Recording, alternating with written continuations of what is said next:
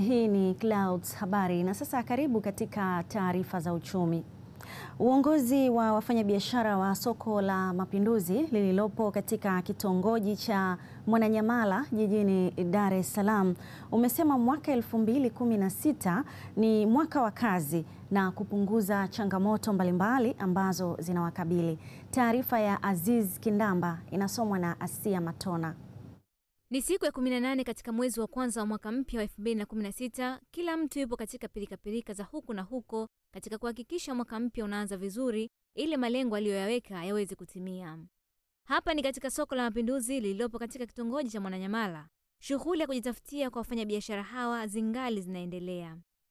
Kwa mujibu wa mwenyekiti wa soko hilo, Hamisi Marande, anaelezea mikakati ya mwaka huu mpya na jinsi walivyojipanga kupambana na changamoto zinazowakabili. Tumejipanga kwa kuliboresha zaidi na kuweka bidhaa ziwe za chini zaidi kulingana na kilimo kitakavyokuwa kitakavyofanya. Lakini tutahakikisha kwamba uboreshaji wananchi, kwa sababu hili soko la wakulima, basi tutaleka vizuri kwenye walaji kwa 2016.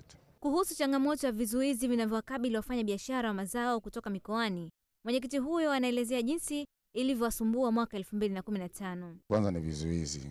Nafikiri Mheshimiwa Rais kama atakuwa amevipunguza vizuizi vya barabarani humo na bei itakuwa imepungua.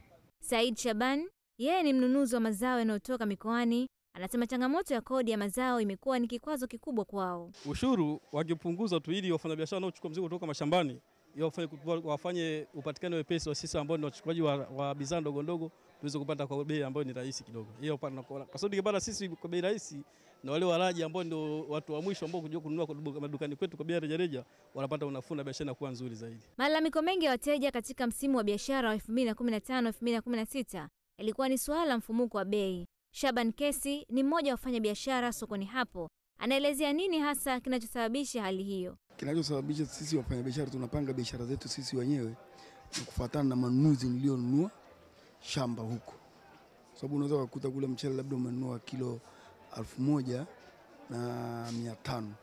Sasa ukija ukileta na usafirishaji kutoka kule, gharama zako za malazi kule kula unakuta inafika 1,000 kama na 700 hivi. Sasa wewe inabidi uuze 1,800. Ni matumaini ya wengi kuwa soko hili ambalo linahudumia watu wengi litapambana na changamoto hizo na hatimaye mwaka 2016 unakuwa ni mwaka wenye mafanikio kibiashara. Mwisho wa taarifa za uchumi. Nimpishe sasa mwenzangu Jacob Mbuya aweze kukupeleka viwanjani. Matokeo unayafahamu. Tunaamini undani wa taarifa za michezo huzifahamu.